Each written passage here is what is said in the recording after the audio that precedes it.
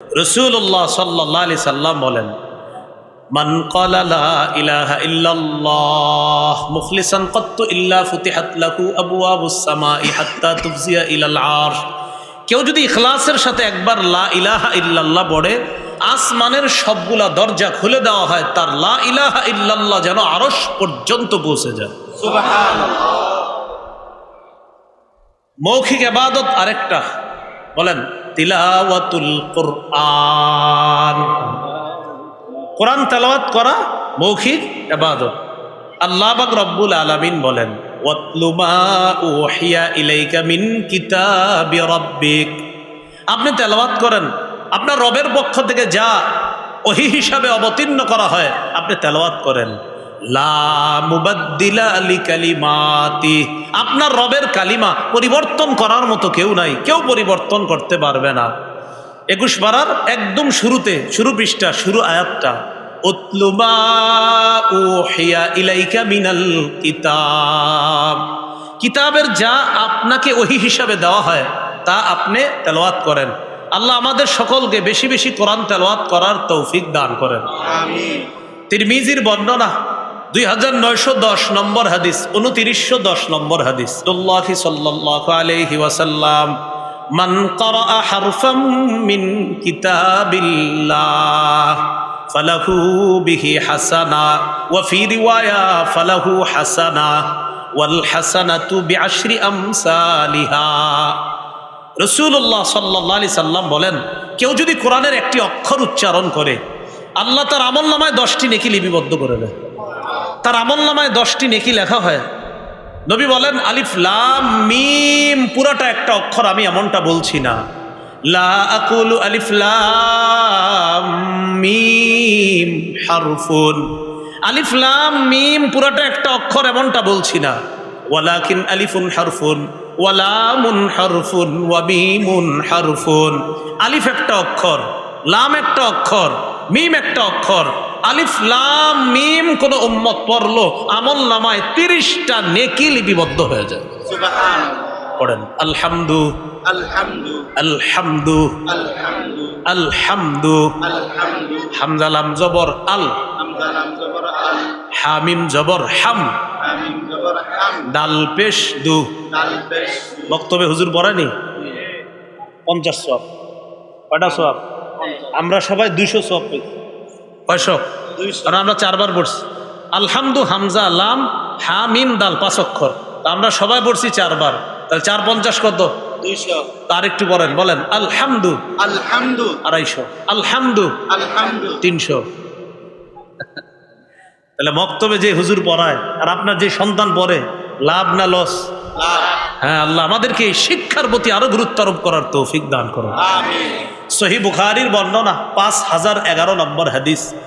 এই হাদিসের বর্ণনাকারী বারা ইবনে আজিব রাদিয়াল্লাহু তাআলা আন, তিনি বলেন, কানা রাজুলুন ইয়াকরাউ সূরাতাল কাহফি। এক ব্যক্তি সূরা কাহফ তেলাওয়াত করতেছিলেন। সূরা কাহফ পড়েননি জুমার দিন? জি, তো হুজুররা কইছে খালি, আর তো কেউ কয় না। সূরা কাহফ আলেম ছাড়া অন্যরা পড়েন কে কে দেখি? মাশাআল্লাহ, বারাকাল্লাহ, মাশাআল্লাহ। ইনশাআল্লাহ পড়বেন কারা? সবচেয়ে বড় উপকার, দাজ্জালের ফিতনা থেকে আল্লাহ আপনাকে হেফাজত করবেন। এটা কেন পড়বেন না? জুমার দিন পড়ে ফেললেন। হাফেজ যারা আছেন আপনাদের তো 15-20 মিনিট লাগবে না, 15 মিনিট সর্বোচ্চ 15 মিনিট লাগবে, তো আপনি তো মসজিদে যাইতে যাইতে পড়ে ফেলতে পারেন হাফেজ সাহেবরা। তাহলে সূরাতুল কাহফটা মা বোনদেরকেও বলবেন পড়তে জুমার দিন, আপনারাও পড়বেন। জুমার আগে আগে আপনি বাস যখন 10টার দিকে গোসল করে, সাধারণত আমাদের দেশের মুসলমানরা 10টার দিকে গোসল করে রেডি হয় আস্তে আস্তে, তো আপনি 10টা বাজে গোসল করে আগে আগে মসজিদে চলে যান। ইমাম সাহেব মিম্বরে বসে 12:25 বা 15-তে বসে, তো এর আগে আপনি মসজিদে বৈশা দুখুলুল মসজিদ পড়লেন, পড়ার পর এরপরে যদি নফল নামাজ পড়তে মন চায় কিছু পড়লেন, আর যদি না আমি পড়বো না তো বসে বসে সূরা কাহফটা তেলাওয়াত করেন। এরপর খতিব সাহেব আসবে, উনি বয়ান করবে, তারপর আপনি বয়ানে মনোযোগ দিলেন। তা আপনারা গুরুত্ব দিয়ে আমলটা করেন, আল্লাহ তৌফিক দান করেন। মা বোনদেরকেও বলবেন তারাও যেন জুমার দিনে আমলটা করে। আল্লাহ নারী পুরুষ সকলকে তৌফিক দান করেন, আমিন। তার সবচেয়ে বড় লাভ কি? দাজ্জালের ফিতনা থেকে আল্লাহ হেফাজত করে। এক ব্যক্তি সূরা কাহফ তেলাওয়াত করতেছে, সহিহ বুখারীর 5011 নম্বর হাদিস শোনাচ্ছে। তো যখন তেলাওয়াত করতেছে, ওয়া ইলা জানিবিহি হিসানুন মারবুতুন বিশাতামাইন, তার পাশে একটা ঘোড়া বাঁধা দুইটা রশি দিয়ে, যিনি তেলাওয়াত করতেছে। ফাতাকাশাতহু সাহাবা, আকাশের মেঘ এটারে ছায়া দিতেছে, মানে আকাশের মেঘের মতো একটা আইসা এরকম ছায়া দিতেছে। ফাজাআলা ইয়ানফিরু, ঘোড়া লাফানো শুরু করছে। সাহাবী অবাক হয়ে গেলেন। ফালাম্মা আসবাহা আতান নবিয়্য সাল্লাল্লাহু আলাইহি ওয়াসাল্লাম ওয়া যাকারা যালিকা লা, সকাল যখন হয় আল্লাহ নবীর কাছে যাওয়ার পর নবীকে পুরা ব্যাপারটা বলেন। নবীজি বললেন, তিলকাস সাকিনাতু তানাজ্জালাত বিল কুরআন, তুমি যেটা দেখলা রাতের বেলা, এটা হলো আল্লাহর পক্ষ থেকে প্রশান্তি। তুমি কোরআন তেলাওয়াত করার কারণে এই তেলাওয়াত, এই প্রশান্তি দুনিয়াতে নিয়ে এসেছে। সুবহানাল্লাহ। মৌখিক ইবাদত কোরআন তেলাওয়াত করা। আল্লাহ আমাদের সকলকে ইবাদত করার তৌফিক দান করেন, আমিন। দোয়া করা মৌখিক ইবাদত, আল্লাহ মাফ করে দেন, আল্লাহ আমারে বাঁচান, আল্লাহ বিপদ থেকে বাঁচান, আল্লাহ আমারে রিজিক দেন, আল্লাহ মেয়েটার বিয়ে হচ্ছে না, বিয়ের ব্যবস্থা করেন, এটা মৌখিক ইবাদত। আবু দাউদের বর্ণনা 1479 নম্বর হাদিস, 1479। ক্বালা রাসূলুল্লাহ সাল্লাল্লাহু আলাইহি ওয়াসাল্লাম আদ-দুআউ হুয়াল ইবাদাহ, রাসূলুল্লাহ সাল্লাল্লাহু আলাইহি সাল্লাম বলেন, দোয়া করাটাই ইবাদত, দোয়া করাটাই ইবাদত। সুবহানাল্লাহ, দোয়া করাটাই ইবাদত। তাহলে দোয়া করব তো ইনশাআল্লাহ। সূরা আনআমের 55 নম্বর আয়াতে আল্লাহ বলেন, উদউ রাব্বাকুম তাদাররুআন ওয়া খুফিয়া, তোমরা তোমাদের রবকে ডাকো, তাদাররুআ বিনীতভাবে, বিনয়ের সাথে, ওয়া খুফিয়া চুপিসারে। একটা দুইটায় ঘুম ভাঙা গেছে, ওযু লাগবে না, হাতটা উঠায় বলেন, আল্লাহ আমি তো পেরেশানিতে আছি মাবুদ, আমার বিবিও জানে না, সন্তানরাও জানে না, দুনিয়ার কেউ জানে না, সবার দরজা বন্ধ হয়ে গেছে। আল্লাহ আপনার দরজাটা তো বন্ধ হয় নাই, আমার এই পেরেশানি থেকে আপনি উদ্ধার করেন। সুবহানাল্লাহ। চুপিসারে এইভাবে আল্লাহরে বলেন। আল্লাহ আমাদের সকলকে দোয়া করার তৌফিক দান করেন, আমিন। এটা কি ইবাদত? মৌখিক ইবাদত। ইবাদত কয় মাধ্যমে করি? 5 মাধ্যমে। 3 নাম্বার শারীরিক ইবাদত, যে ইবাদত আমরা শরীর দিয়ে করি, যেমন নামাজ। যেমন কি? নামাজ। সূরা হজের 77-78 নম্বর আয়াতে আল্লাহ বলেন, ইয়া আইয়ুহাল্লাযীনা আমানুরকাউ ওয়াসজুদু ওয়া'বুদু রাব্বাকুম ওয়াফআলুল খায়রা লাআল্লাকুম তুফলিহুন। হে ঈমানদারগণ, ইরকাউ, তোমরা রুকু করো, ওয়াসজুদু, সিজদা করো, ওয়া'বুদু রাব্বাকুম, তোমরা তোমাদের রবের ইবাদত করো, ওয়াফআলুল খায়র, ভালো কাজ করো, লাআল্লাকুম তুফলিহুন, যাতে তোমরা সফলকাম হও। ক্বালা রাসূলুল্লাহ সাল্লাল্লাহু আলাইহি ওয়াসাল্লাম, লাউ আন্না নাহরান বিবাবি আহাদিকুম ইয়াগতাসিলু ফীহি কুল্লা ইয়াউমিন 5 মাররাত ফাহাল ইয়াবকা মিন দারানিহি শাই। নবী বলেন, তোমাদের কারো বাড়ির সামনে একটা পুকুর আছে, এই পুকুরে ওই ব্যক্তি দৈনিক 5 বার গোসল করে, আচ্ছা বলো তো তোমরা, তার শরীরে কি কোনো ময়লা থাকবে? আপনারা বলেন তো। নবীজি বলেন, তার শরীরে কি কোনো ময়লা থাকবে? তো সাহাবীরা জবাব দিছে, লা ইয়াবকা মিন দারানিহি শাই, হুজুর তার শরীরে কোনো ময়লা থাকবে না। নবীজি সাল্লাল্লাহু আলাইহি সাল্লাম বললেন, ফাযালিকা মিসলুস সালাওয়াতিল খামস ইয়ামহুল্লাহু বিহিন্নাল খাতায়া। এইভাবে 5 ওয়াক্ত নামাজ যদি কেউ পড়ে, 5 বার গোসল করলে যেমন তার শরীরে কোনো ময়লা অবশিষ্ট থাকে না, 5 ওয়াক্ত নামাজ যদি কোনো বান্দা পড়ে, আল্লাহ তার গুনাহগুলা ধুয়ে মুছে সাফ করে দেয়। সুবহানাল্লাহ। আল্লাহ আমাদের সকলকে শারীরিক ইবাদত করার তৌফিক দান করেন। 4 নাম্বার আর্থিক ইবাদত, যেটা সম্পদ দিয়ে করি, যাকাত দেওয়া, সদকা করা, বিধবা অসহায় এতিমদের সহযোগিতা করা। সহিহ বুখারীর 5353 নম্বর হাদিস। ক্বালা রাসূলুল্লাহ সাল্লাল্লাহু আলাইহি ওয়াসাল্লাম, আস-সাঈ আলাল আরমিলাতি ওয়াল মিসকিনি কাল মুজাহিদি ফি সাবিলিল্লাহ। কেউ যদি কোনো বিধবা অথবা এতিম মিসকিন অসহায়ের পিছনে সহযোগিতা করার চেষ্টা চালায়, অর্থের মাধ্যমে হোক, যেভাবে হোক সহযোগিতা করার চেষ্টা চালায়, আল্লাহর রাস্তায় জিহাদ করলে যে সোয়াব, ওই মুজাহিদের মতো সোয়াব আল্লাহ তাকে দান করবে। যাকাত দেওয়া আর্থিক ইবাদত, সদকা করা আর্থিক ইবাদত। সহিহ বুখারীর বর্ণনা, ক্বালা রাসূলুল্লাহ সাল্লাল্লাহু আলাইহি ওয়াসাল্লাম, মান আতাহুল্লাহু মালা ফালাম ইউআদ্দি যাকাতা মুথিলা লাহু ইয়াউমাল কিয়ামাতি শুজাআন আকরা। যে ব্যক্তিকে আল্লাহ টাকা পয়সা দান করেছে, যাকাতের যোগ্য হয়েছে উনি, কিন্তু যাকাত দেয় নাই, কিয়ামতের ময়দানে এই যাকাত যোগ্য সম্পদ যতটুকুর যাকাত দেন নাই, এটা বিষধর সাপে রূপান্তরিত হবে। এই সাপ তাকে কিয়ামতের ময়দানে তার সামনে এইভাবে ফনা দিয়ে বলবে, আনা কানজুকা আনা মালুকা, আমি তোমার সেই সঞ্চিত সম্পদ, যে সম্পদের যাকাত তুমি দাও নাই, আমি সেই সম্পদ এখন সাপ হয়ে তোমাকে আমি খাবো। আল্লাহ আমাদের সকলকে বকেয়া যাকাত যারা দেন নাই, এলাকার উলামায়ে কেরামের সাথে কথা বলে যাকাত আদায় করে দেন। পাশে বড় বড় মাদ্রাসা আছে, তাদের সাথে কথা বলেন। এই যে আজকে আলোচনা করছে মুফতি আতাউল হক, আমাদের পরিচিত মানুষ, আতাউল হক বায়াস, মুজাফফরুল মাদ্রাসার মোতামিম শাহ মুফতি আমজাদ শাহ হুজুর আছেন, আরও ওই যে আপনার এখানে বড় হুজুরের নাম লেখা হয়েছে মাওলানা মুহিবুল্লাহ সাহেব, ওনাদের মতো আলেমদের সাথে বসেন।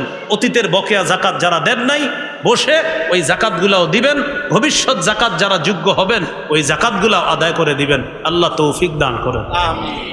5 নাম্বার, যেই ইবাদত অর্থ এবং শরীর দিয়ে করা হয়, এই ইবাদতটাকে বলা হয় আর্থিক এবং শারীরিক ইবাদত। এই ইবাদত করার জন্য এখন আল্লাহর কোটি কোটি বান্দা অপেক্ষমান, সারা পৃথিবীর কোটি কোটি বান্দা অপেক্ষা করতেছে, আল্লাহ যদি যেতে পারতাম। আর লাখ লাখ বান্দা অলরেডি উপস্থিত হয়েছে, হইতেছে, হবে। আল্লাহর ঘরের আশেপাশে তারা এখন অবস্থানরত আছে। এটা হলো হজ করা। হজ করতে টাকাও লাগে, শরীরও লাগে। এই ইবাদতটাকে বলা হয় আর্থিক এবং শারীরিক ইবাদত। বলেন তো আর্থিক শারীরিক ইবাদতের নাম কি? হজ করা। আচ্ছা, মুসলিম শরীফের বর্ণনা 1337 নম্বর হাদিস, 1373 নম্বর হাদিসও আছে, 1372 নম্বর হাদিসও আছে। রাসূলুল্লাহ সাল্লাল্লাহু আলাইহি সাল্লাম বলেন, আইয়ুহান নাস, হে লোক সকল, কদ ফুরিদ আলাইকুম, তোমাদের উপর ফরজ করা হয়েছে আল হাজ্জু, হজ করা, ফাহুজ্জু, তোমরা হজ করো। অন্য জায়গায় নবী বলছেন, ইন্নাল্লাহা কাতাবা আলাইকুমুল হাজ্জা ফাহুজ্জু, আল্লাহ তোমাদের উপর হজ ফরজ করেছেন, তোমরা হজ করো। সূরা আলী ইমরানের 97 নম্বর আয়াতে আল্লাহ বলেন, ওয়ালিল্লাহি আলান নাসি হিজ্জুল বাইতি মান ইসতাতাআ ইলাইহি সাবিলা, যে ব্যক্তি কাবায় যাইতে সক্ষম, সেখানে গিয়ে আবার দেশে ফিরে আসতে সক্ষম, এই পরিমাণ অতিরিক্ত টাকা যার কাছে আছে, ওই মানুষগুলার জন্য আলান নাস, তাদের উপর ফরজ, লিল্লাহ, আল্লাহকে খুশি করার জন্য হজ করা তাদের উপর ফরজ। অনেক মানুষের উপর হজ ফরজ হয়েছে। অনেক ব্যবসায়ী আপনারা চিনেন যাদের উপর হজ ফরজ করে না, বা মেয়েটার বিয়ে দিয়ে নিই, আরো 10টা দোকান একটু একটু একটু আমি দাঁড়ায় নি, হুজুর এরপরে যাবো। উনি কিন্তু অলরেডি দাঁড়াইতে পারে নাই, দোকান আছে 20টা, এখনো দাঁড়াইতে হবে, এরপর উনি হজে যাবে। হাদিসে কুদসি শোনেন, তাদেরকে হাদিসটা আপনারা শোনায়া দিবেন। আল্লাহ পাক রব্বুল আলামিন হাদিসে কুদসির মধ্যে বলেন, ইন্না আবদান সাহহাতু লাহু জিসমা, কোন বান্দার শরীর আমি সুস্থ রাখলাম, ওয়া ওয়াসসাতু আলাইহি ফিল মাঈশা, তাকে আমি প্রশস্ততা দান করলাম রিজিকের ক্ষেত্রে। কোন ব্যক্তির শরীর সুস্থ রাখলাম, রিজিক দিয়ে তাকে প্রশস্ত রিজিকের মালিক বানায়া দিলাম, হজে যাওয়ার মতো তাকে সামর্থ্য দান করলাম। এমন অবস্থায় তামজি আলাইহি খামসাতু আওয়াম, এমন অবস্থায় 5 বছর অতিবাহিত হয়ে গেছে। লা ইয়াফিদু ইলাইয়া, এই বেটা আমার ঘরে আসে না হজ করার জন্য। লা মাহরুম, আল্লাহ বলেন সে হতভাগা, সে বঞ্চিত। আমি যার শরীর সুস্থ রাখলাম, যাকে আমি টাকা পয়সা দিলাম, এইভাবে তার উপর 5 বছর অতিবাহিত হয়ে গেছে। লোকটা এখনো আমার কাছে উপস্থিত হওয়ার জন্য আসে, আমার কাছে আইসা উপস্থিতি, আমার কাছে আইসা লাব্বাইক বলে নাই, আমার দরবারে আইসা উপস্থিত হয় নাই, আমার ঘরের সামনে আসে নাই। এরকম কয় বছর হয়ে গেছে? 5 বছর তার উপর হজ ফরজ। 1 বছর হয়েছে, যায় না, আরেক বছর যায় না, আবার হজ ফরজ, যায় না, আবার হজ ফরজ, যায় না, আবার হজ ফরজ, যায় না, এরকম 5 বছর হয়ে গেছে। আল্লাহ বলেন লা মাহরুম, এটা হতভাগা, এটা বঞ্চিত। যাদের উপর হজ ফরজ, আল্লাহ তাদেরকে হজ করার তৌফিক দান করে। হজে বিলম্ব করলে মুসিবত আছে। কি মুসিবত? চলেন একটা হাদিস শুনে নেই। ইবনে মাজাহ হাদিসের কিতাব 2883 নম্বর হাদিস, 2883 2883 এই হাদিসের মধ্যে আছে ক্বালা রাসূলুল্লাহ সাল্লাল্লাহু আলাইহি ওয়াসাল্লাম মান আরাদাল হজ্জ ফালইয়াতাআজ্জাল, যে ব্যক্তি হজের নিয়ত করে সে যেন তাড়াতাড়ি হজ করে। কেন? ফাইন্নাহু ক্বাদ ইয়ামরাদুল মারিদ, কেননা কখনো কখনো মানুষ অসুস্থ হয়ে যায়। ওয়া তাদিল্লুদ দাল্লাহ, কখনো কখনো হজে যাওয়ার যে বাহনটা ওই বাহন হারিয়ে যায়, ওই বাহনের ত্রুটি এসে যায়, তাই যেতে পারে না। ওয়া তারিদুল হাজা, কখনো কখনো প্রয়োজন উপস্থিত হয়ে যায়, ওই প্রয়োজন আসার পর তখন আর হজে যাইতে পারে না। অনেক অসংখ্য মানুষ আছে যারা হজের টাকা জমাইছিল, হজে যাবে, হঠাৎ করোনা এসে গেছে। করোনার সময় আত্মীয় স্বজন বিপদে পড়ছে, মায়া লাগছে, আত্মীয় স্বজনদেরকে টাকা দিছে, হজের টাকাটা বাধ্য হয়ে সেখানে দিয়ে দিছে। কি করবে এখন? আত্মীয় স্বজনও না খায়া মরতেছে, তো তাদেরকে টাকা দিছে। তো নবী না বলছে প্রয়োজন কখন আসবে তুমি জানো না, কেন তুমি হজে গেল না? প্রয়োজন এসে যেতে পারে। তাহলে নবীজি বলেন যারা হজের নিয়ত করেছে ফালইয়াতাআজ্জাল, তাড়াতাড়ি যেন হজ করে।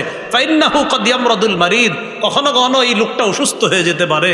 ওয়া তারিদুল হাজা, এমন প্রয়োজন তার সামনে চলে আসতে পারে যেই প্রয়োজনের কারণে তার আর হজে যাওয়া হবে না, তাই হজের নিয়ত করলে তাড়াতাড়ি যেন হজ করে। আব্দুল্লাহ ইবনে আব্বাস রাদিয়াল্লাহু তাআলা আনহুমার বর্ণনা, তিনি বলেন তাআজ্জালু ইলাল হাজ্জি আনি আল ফরিদা, তোমরা তাড়াতাড়ি হজ করো, অর্থাৎ ফরজ হজ। কেন? ফাইন্না আহাদাকুম লা ইয়াদরি মা ইয়ারিদু লাহু, তোমাদের কেউ জানে না তার সামনে কখন প্রয়োজন উপস্থিত হয়ে যায়। হজ জীবনে একবার ফরজ, বলেন কয়বার? একবার ফরজ। যাদের উপর হজ ফরজ হয় তাদের উপর জীবনে একবার হজ ফরজ।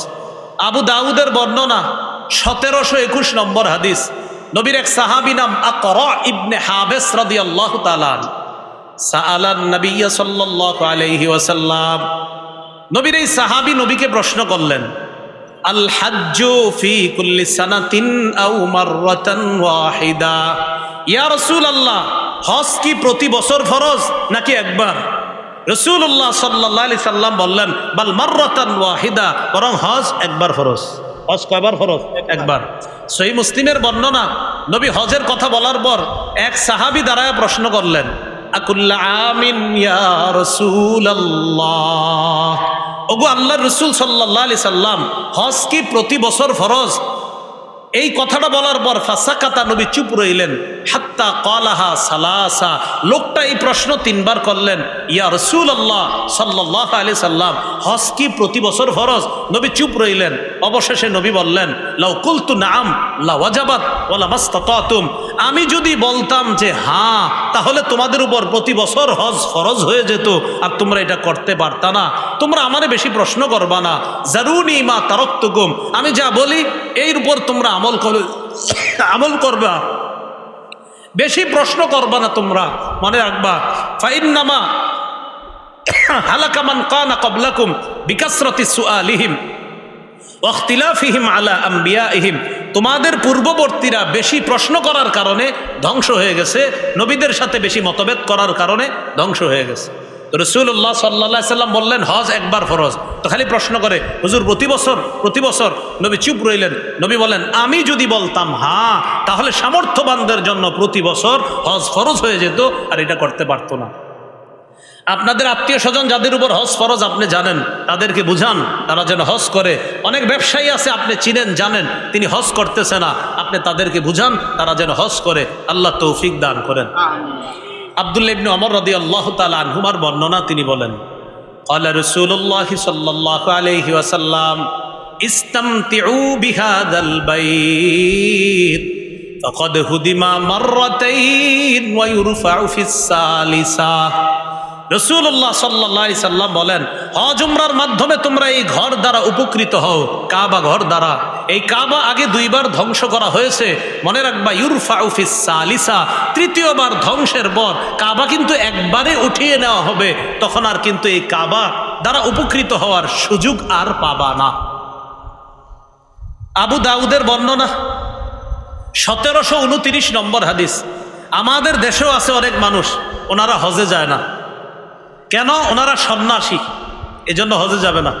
আমি হজে যাব না, মানুষ দেখবে, এজন্য হজে যায় না। সন্ন্যাসী। এই জাতীয় সন্ন্যাসগিরির স্থান ইসলামে নাই। মুসনাদে আহমদের হাদিসের মধ্যে আছে যে হজে না যাওয়াটা সন্ন্যাসগিরি না, হজে না গিয়ে সন্ন্যাসগিরি করা এটা ইসলাম সমর্থন করে না। আমাদের দেশেও এমন লোক আছে যার লাখ লাখ ভক্ত আছে, যিনি হজে যায় না এই কারণে যে হজে গেলে ছবি তুলতে হবে, তাই হজে যায় না। হজে গেলে কি করতে হবে, এই জন্য কোথায় যায় না? ছবি তোলা, আমরাও বলি ছবি তোলা অপ্রয়োজনীয়, ছবি তোলা ঠিক না, এটা সত্যি কথা, অপ্রয়োজনীয় ছবি তোলা অন্যায়। কিন্তু পাসপোর্টের ছবিটা কি অপ্রয়োজনীয় না প্রয়োজনীয়? প্রয়োজনীয়। তো অপ্রয়োজনীয় একটা আরেকটা প্রয়োজনীয়। তো পাসপোর্টের ছবি এটা প্রয়োজনীয়, এটা তুলতে হবে, তুলে হজে যেতে হবে। তো অনেকে বলে যে ছবি তোলা লাগে এই জন্য হজে যায় না, নাউজুবিল্লাহ, এটা সন্ন্যাসগিরি না। ইসলামের বিধান ফরজ হজ নামক এই বিধানের বিপরীতে নিজের যদি আপনি মনে করেন যে আমার সামর্থ্য থাকার পরেও আপনি হজে যাচ্ছেন না আর না যাওয়াটাকে সন্ন্যাসগিরি মনে করেন, এটা নিঃসন্দেহে পথভ্রষ্টতা আর মূর্খতা ছাড়া আর কিছু না। পথভ্রষ্টতা কেন? রাসূলুল্লাহ সাল্লাল্লাহু আলাইহি সাল্লাম বলেন, লা সরুরতা ফিল ইসলাম, ইসলামে সন্ন্যাসবাদী এই জাতীয় সন্ন্যাসবাদী করা যাবে না। হজ না করে সন্ন্যাসগিরি করবেন, এটা যাবে না। আল্লাহ আমাদের সামর্থ্যবানদেরকে হজ করার তৌফিক দান করেন। আমিন। হজের কি ফায়দা? হজের এক নাম্বার ফজিলত, হজ করলে আগের সব গুনাহ মাফ। সুবহানাল্লাহ। এই ব্যাপারে আপনাদেরকে কয়েকটা হাদিস শোনাই, মন দিয়ে শুনেন। তিরমিজির বর্ণনা 811 নম্বর হাদিস। এই হাদিসের মধ্যে আসছে, ক্বালা রাসূলুল্লাহ সাল্লাল্লাহু আলাইহি ওয়াসাল্লাম, মান হাজ্জা ফালাম ইয়ারফুস ওয়ালাম ইয়াফসুক গুফিরা লাহু মা তাকদ্দামা মিন যামবি।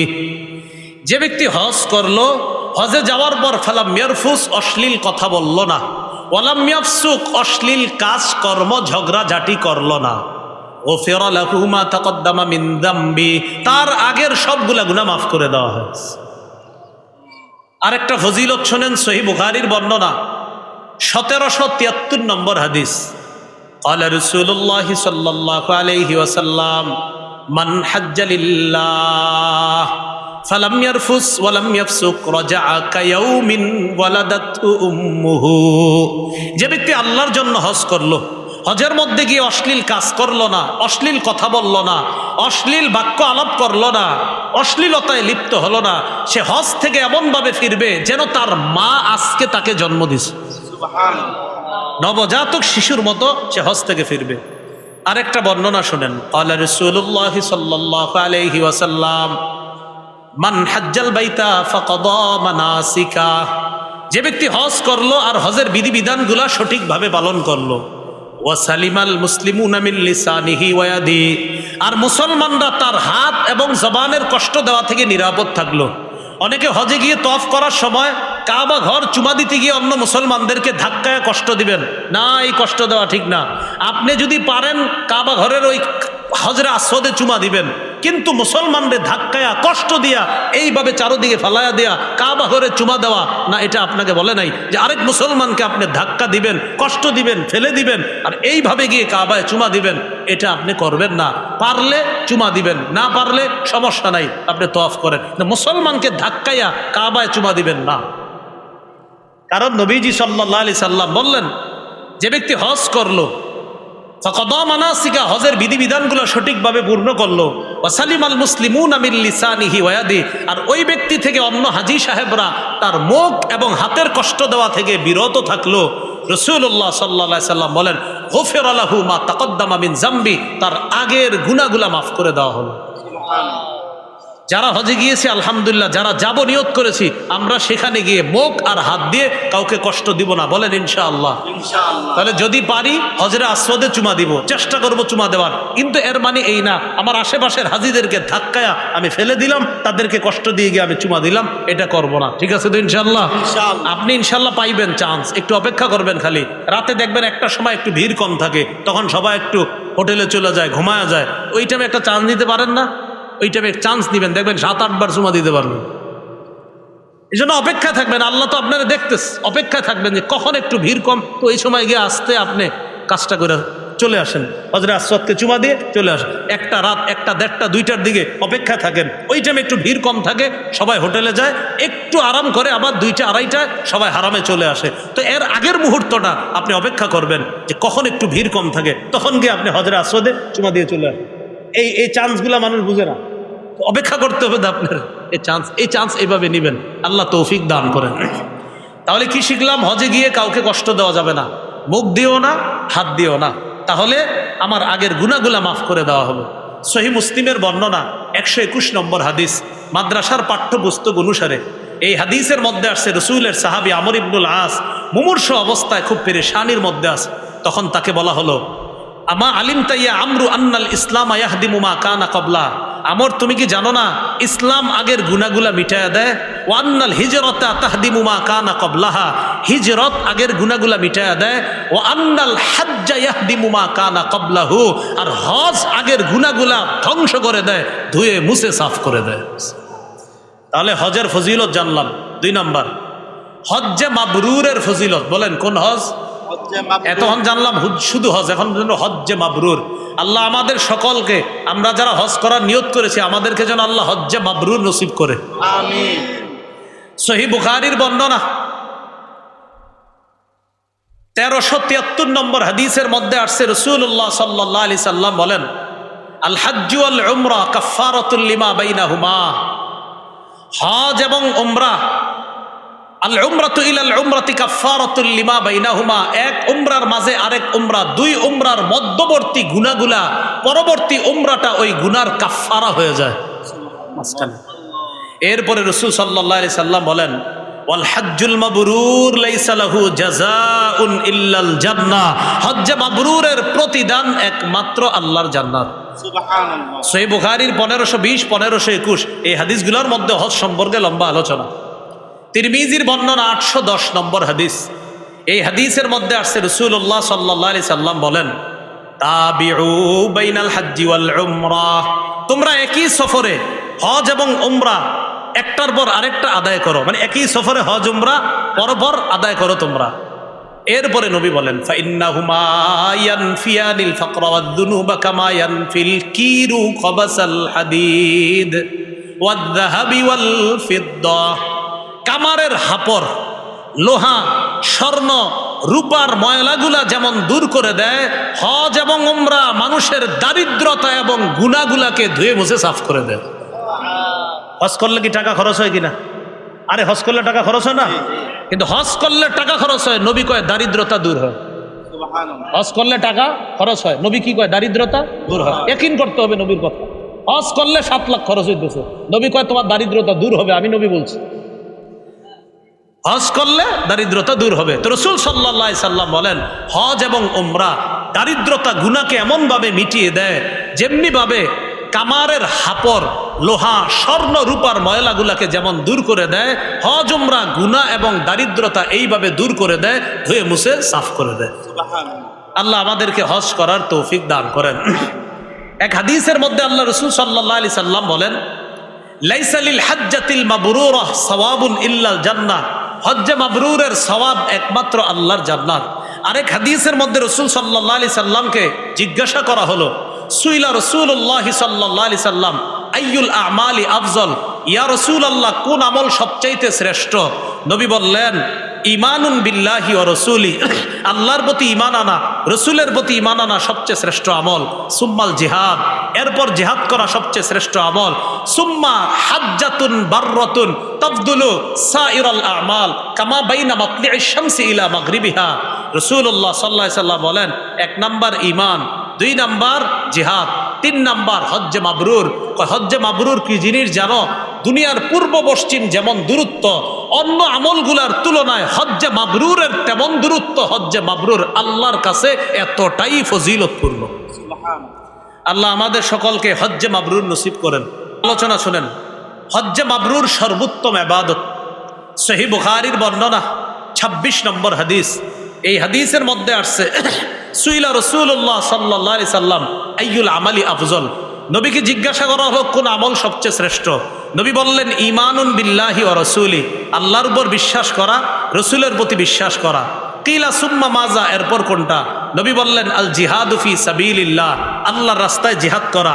কিলা সুম্মা মাজা, জিজ্ঞাসা হলো এরপর কোনটা? নবীজি বললেন, হজ্জুন মাবরুর, হজ্জে মাবরুর আদায় করা, এটা হলো সবচাইতে শ্রেষ্ঠ। মা বোনরা যারা ওয়াজ শুনতেছেন মনে রাখবেন, হজ্জে মাবরুর যদি কোনো নারীকে আল্লাহ নসিব করে, ওই নারীকে জিহাদের সওয়াব আল্লাহ দান করবে। সহিহ বুখারীর বর্ণনা 1520 নম্বর হাদিস। আম্মাজান আয়েশা সিদ্দিকা রাদিয়াল্লাহু তাআলা আনহা বললেন, নারল জিহাদ আফজালাল আমল, হুজুর জিহাদকে আমরা শ্রেষ্ঠ আমল মনে করি, আফালা নুজাহিদু, আমরা কি জিহাদ করব না? নবীজি বললেন, না, তোমরা জিহাদ করবা না। নারীকে বললেন, তাহলে ওয়ালাকিন্না আফজালাল জিহাদ হজ্জুন মাবরুর, তোমাদের শ্রেষ্ঠ জিহাদ হলো হজ্জে মাবরুর করা। নারীরা যদি তোমরা হজ্জে মাবরুর আদায় করতে পারো, তোমাদের হজ যদি মাবরুর হিসাবে আল্লাহ কবুল করেন, ওই নারীকে জিহাদের সওয়াব আল্লাহ দান করবেন। তাহলে কোন নারী হজ করা, তাকে হজের সওয়াবও দিবে আল্লাহ তাআলা, আবার জিহাদের সওয়াবও আল্লাহ দান করবে। এক হাদিসে রাসূল সাল্লাল্লাহু আলাইহি সাল্লাম বলেন, জিহাদুল কাবীরি ওয়াদ দাঈফি ওয়াল মারআ আল হজ্জ ওয়াল উমরাহ, বৃদ্ধ মানুষের জিহাদ, দুর্বলের জিহাদ, নারীর জিহাদ হলো হজ করা, উমরা করা। বৃদ্ধ মানুষের জিহাদ হজ করা, উমরা করা। দুর্বল মানুষের জিহাদ হজ করা, উমরা করা। নারীর জিহাদ হজ করা, উমরা করা। একটা মজার হাদিস শুনে আপনাদেরকে। এক ব্যক্তি রাসূল সাল্লাল্লাহু আলাইহি সাল্লামের কাছে আসছে, আসার পরে বলতেছে, আপনি তো ক্লান্ত হয়ে যাইতেছেন দিদি, জাযাকাল্লাহ। এক ব্যক্তি রাসূল সাল্লাল্লাহু আলাইহি সাল্লামের কাছে আসছে, আসার পর নবীজিকে বলতেছেন, ইন্নী জাবান, হুজুর আমি ভীরু, ইন্নী দাঈফ, আমি দুর্বল। এর মানে বুঝাইতে চাই, হুজুর আমি এতটাই দুর্বল, এই দুর্বলতার কারণে ভয়ে জেহাদে যাইতে পারতাছি না, মানে আমি তো এত দুর্বল, কিভাবে জেহাদে যাব? নবীজি বললেন, হালুম্মা ইলাল জিহাদ লা শাওকাতা ফি, তুমি এমন জেহাদের দিকে আসো, আমি তোমার এমন এক জেহাদের দাওয়াত দিই যেই জেহাদে অস্ত্র শস্ত্র লাগে না, যেই জেহাদে তোমার শত্রু নাই, সেটা হলো আল হাজ্জু। তুমি যদি হজ করো, আল্লাহ তোমাকে জেহাদের সওয়াব দান করবে। তাহলে নারীদের জেহাদ হজ করা, দুর্বলের জেহাদ হজ করা, বৃদ্ধ মানুষের জেহাদ হজ করা। এখনো যাদের বৃদ্ধ বাবা হজ করে নাই, আর আপনাদের অনেক সামর্থ্য আছে, আপনার বাবাও হজ ফরজ ছিল করতে পারে নাই, আরে আপনি সন্তান হিসাবে করায় দেন না বাবার হজটা, সমস্যা কি? হ্যাঁ, আল্লাহ তৌফিক দান করেন। সকলে বলেন আমিন। বলেন আল্লাহ তৌফিক দান করেন। আমার সাথে একটু বলেন, হাজি সাহেবরা, উমরা আদায়কারীগণ আল্লাহর প্রতিনিধি। সুবহানাল্লাহ। হাজি সাহেব কার প্রতিনিধি? আল্লাহর প্রতিনিধি। ইবনে মাজাহ 2892 2893 এই দুই হাদিসের মধ্যে আসছে, রাসূলুল্লাহ সাল্লাল্লাহু আলাইহি সাল্লাম বলেন, আল হুজ্জাজ ওয়াল উম্মার ওয়াফদুল্লাহ, হাজি সাহেবগণ, উমরা আদায়কারীগণ আল্লাহর প্রতিনিধি। পরের হাদিসে নবী বলেন, আল গাজী ওয়াল হাজ ওয়াল আমির ওয়াল মুতামির ওয়াফদুল্লাহ, জিহাদকারী, হজ আদায়কারী, উমরা আদায়কারী আল্লাহর প্রতিনিধি। দাআহুম ফাআজাবুহু, আল্লাহ তাদেরকে ডাকছে, তারা আল্লাহর ডাকে সাড়া দিছে। সুবহানাল্লাহ। আল্লাহ হাজিদেরকে ডাকছে, হাজিরা আল্লাহর ডাকে সাড়া দিছে। এবার কি বলে নবী দেখেন, সাআলুহু আতাহুম, এবার হাজিরা আল্লাহর কাছে যা চাইবে আল্লাহ তাই দান করবে। এবার একটা শুনেন, বলেন হাজিকে আল্লাহ মাফ করে, হাজি যার জন্য মাফ চায় তাকেও আল্লাহ মাফ করে। আবার শুনেন, বলেন হাজিকে আল্লাহ মাফ করে, হাজি যার জন্য মাফ চায় তাকেও আল্লাহ মাফ করে। বলেন অতএব আমরা আমাদের স্বজনদেরকে ফোন করে আইফোন চাবো না, মোবাইল চাবো না, বরং বলবো আপনিও নিজের গুনার জন্য দোয়া করবেন, আমার জন্য দোয়া করবেন। তাহলে নিজের গুনাহ মাফের জন্য হাজি সাহেব যারা হজে গেছে এলাকার ফোন দিয়া বলবেন, আইফোন চাইেন না। ওই যে অনেকে মোবাইল টোবাইল অনেকের কিছু কথা বলে দেয়, কাকা আপনি যাইতেছেন হজে, তো আওয়ার সময় এরকম নির্লজ্জ আর বেহায়া টাইপের মানুষ, বেচারা ওখানে গেছে হজ করতে, ফোন দিয়া কয় ফোন আনতে, মোবাইল আনতে। আপনি ফোন করে বলবেন, আপনি নিজের জন্য আল্লাহর কাছে ক্ষমা চাইবেন, আমার নামটা ধরেও ক্ষমা চাইবেন। আল্লাহ তৌফিক দান করেন। রাসূলুল্লাহ সাল্লাল্লাহু আলাইহি সাল্লাম বলেন, ইয়াগফিরুল্লাহু লিল হাজ ওয়া মিন লিমান ইস্তাগফারা লাহুল হাজ, হাজিকেও আল্লাহ মাফ করে, হাজি যার জন্য মাফ চায় তাকেও আল্লাহ মাফ করে। হাজিকে আল্লাহ মাফ করে, হাজি যার জন্য মাফ চায় আল্লাহ তাকেও মাফ করে। এবার আসেন, হজে গিয়ে যদি কেউ মারা যায়, ক্বালা রাসূলুল্লাহ সাল্লাল্লাহু আলাইহি ওয়াসাল্লাম, মান খারাজা হাজ্জান ফামাতা কুতিবা লাহু আজরুল হাজ্জ ইলা ইয়াউমিল কিয়ামাহ। কেউ যদি হজের উদ্দেশ্যে রওনা করে, রওনা করার পর যদি লোকটা মারা যায়, কিয়ামত পর্যন্ত হাজির সওয়াব তার আমল নামায় লেখা চলতে থাকবে। সুবহানাল্লাহ। ওয়ামান খারাজা মু'তামিরান ফামাতা কুতিবা লাহু আজরুল মু'তামিরি ইলা ইয়াউমিল কিয়ামাহ। কেউ যদি উমরা করার জন্য বের হয় আর যদি সে মারা যায়, কিয়ামত পর্যন্ত তার আমলনামায় উমরা আদায়কারীর সওয়াব লেখা হবে। ওয়ামান খারাজা গাজিয়ান ফামাতা কুতিবা লাহু আজরুল গাজি ইলা ইয়াউমিল কিয়ামাহ। কেউ যদি জিহাদের জন্য বের হয় আর যদি সে মারা যায়, আল্লাহ তার আমলনামায় কিয়ামত পর্যন্ত জিহাদের সওয়াব লিখতে থাকবে। সহিহ বুখারী একটা হাদিস শুনেন, 1266 1267 দোনো হাদিস একই রকমের। এক ব্যক্তি আরাফার ময়দানে নবীজির পাশে আছে, আরাফার ময়দানে নবীর পাশে। হজের সবচেয়ে গুরুত্বপূর্ণ একটা ইবাদত আরাফায় অবস্থান করা। বাইনামা রাজুলুন ওয়াকিফুন মা রাসূলিল্লাহি সাল্লাল্লাহু আলাইহি ওয়াসাল্লাম বিআরাফা। এক ব্যক্তি নবীজির সাথে আরাফার ময়দানে অবস্থান করতেছে। ফাওয়াকা আন রাহিলাতিহি, লোকটা তার বাহনের উপর ছিল, বাহন থেকে পড়ে লোকটা মারা গেছে। ফাআকসাতহু, ওই লোকটা ঘাড় মচকে লোকটা মারা গেছে। ঘোড়া থেকে বা বাহন থেকে পড়ছে, পড়ার পর ঘাড় মচকা লোকটা মারা গেছে। মারা যাওয়ার পর নবীজি সাহাবীদেরকে বললেন, ইগসিলুহু বিমাইন ওয়া সিদরিন, বড়ই পাতা গরম করে তার গোসলের ব্যবস্থা করো। ওয়াকাফিনুহু বিসাউবাইন, তাকে 2 কাপড়ে কাফন দাও। আমরা মরলে কয় কাফন দেওয়া হবে? পুরুষকে 3টা। হাজী সাহেব যিনি আরাফার ময়দানে মারা গেলেন, নবীজি বললেন কয় কাফন পরাও? 2 কাফন। এরপরে নবী বললেন ওয়ালা তুখাম্মিরু রাসা, তার মাথা ডাকবা না। ওয়ালা তুহান্নিতুহু, সুগন্ধি লাগাইবা না। হাজী সাহেবের সুগন্ধি লাগাবা না, তার মাথাটা ডাকবা না। হজে গেলে ওই সময় হাজী সুগন্ধিও লাগায় না, মাথাও ডাকে না, 2 কাপড়ে থাকে। নবী বললেন তাকে গোসল করাও। ওয়াকাফিনুহু বিসাউবাইন, 2 কাপড় তাকে পেঁচায়া দাও। ওয়ালা তুহান্নিতুহু, তাকে সুগন্ধি লাগাইবা না। ওয়ালা তুখাম্মিরু রাসাহু, তার মাথাটা ডাকবা না। কেন জানো? ফাইন্নাহু ইউবাসু ইয়াউমাল কিয়ামাতি মুলাব্বিয়া, এই হাজী কিয়ামতের ময়দানে লাব্বাইক আল্লাহুম্মা লাব্বাইক বলতে বলতে কবর থেকে উঠবে। ভাই বুঝে আসছে সবার কথাগুলা? তাহলে হজে গিয়ে মারা গেলে লাভ না লস? এই জন্য হজে যাদের সামর্থ্য আছে আল্লাহ যাওয়ার তৌফিক দান করেন। হজে গিয়ে তালবিয়া পাঠ করা, লাব্বাইক আল্লাহুম্মা লাব্বাইক লাব্বাইক লা শারীকা লাকা লাব্বাইক ইন্নাল হামদা ওয়ান নি'মাতা লাকা ওয়াল মুলক লা শারীকা লাক, আছে না এরকম? এই তালবিয়া যদি কেউ পাঠ করে হজে গিয়ে যদি কোনো মুসলমান তালবিয়া পাঠ করে, তিরমিজির 810 নম্বর হাদিস, তিরমিজির 827 নম্বর হাদিস, তিরমিজির 828 নম্বর হাদিস, তিরমিজির 829 নম্বর হাদিস, প্রায় একই ব্যাপারে হাদিসগুলা। 827, 828, 829। রাসূলুল্লাহ সাল্লাল্লাহু আলাইহি সাল্লাম বলেন, মা মিন মুসলিমিন ইউলাব্বি ইল্লা লাব্বা মান আন ইয়ামিনিহি ওয়া আন শিমালিহি মিন হাজারিন আও শাজারিন আও ওয়াবারিন। কোন হাজী সাহেব যখন লাব্বাইক আল্লাহুম্মা লাব্বাইক পড়ে, তার আশেপাশের যত পাথর, যত গাছপালা, যত মাটি আছে, জমিন আছে, সবাই তার সাথে লাব্বাইক বলতে থাকে। সবাই তার সাথে কি বলতে থাকে? লাব্বাইক বলতে থাকে। হজে গেলে টাকা খরচ হয়নি? আরে হয়তো এই টাকা খরচ যে হইতেছে আপনার, আবার সেখানে গেলে ঘামাবে শরীর, আহারে গরম, এই গরমের মধ্যে আপনি কষ্ট করতেছেন। রাসূলুল্লাহ সাল্লাল্লাহু আলাইহি সাল্লাম আম্মা জান আয়েশাকে বললেন, ইন্নালাকি মিনাল আজরি আলা কদরি নাসাবিকি ওয়া নাফাকাতিকি। আয়েশা, যেই পরিমাণ টাকা খরচ হইছে আর যেই পরিমাণ কষ্ট হইতেছে, ওই পরিমাণ প্রতিদানও আল্লাহ দান করবে। সুবহানাল্লাহ। তাহলে টাকা খরচ যেই পরিমাণ, প্রতিদানও হবে, আবার কষ্ট হইতেছে, প্রতিদানও হবে। আল্লাহ আমাদের সকলকে শারীরিক আর্থিক ইবাদতটা সবাই যেন করতে পারি, আল্লাহ তৌফিক দান করেন। আমরা কেউ উঠবো না, মেহেরবানি করে একটু কথা শুনেন। এবাদত কয় মাধ্যমে করি? 1 নাম্বার কলব দিয়ে, আত্মিক এবাদত। 2 নাম্বার মুখ দিয়ে, মৌখিক এবাদত। 3 নাম্বার শরীর দিয়ে, শারীরিক এবাদত। 4 নাম্বার টাকা দিয়ে, আর্থিক এবাদত। 5 নাম্বার অর্থ এবং শরীর দিয়ে আর্থিক শারীরিক এবাদত। টাকার এবাদতটা একটু করা দরকার এখন।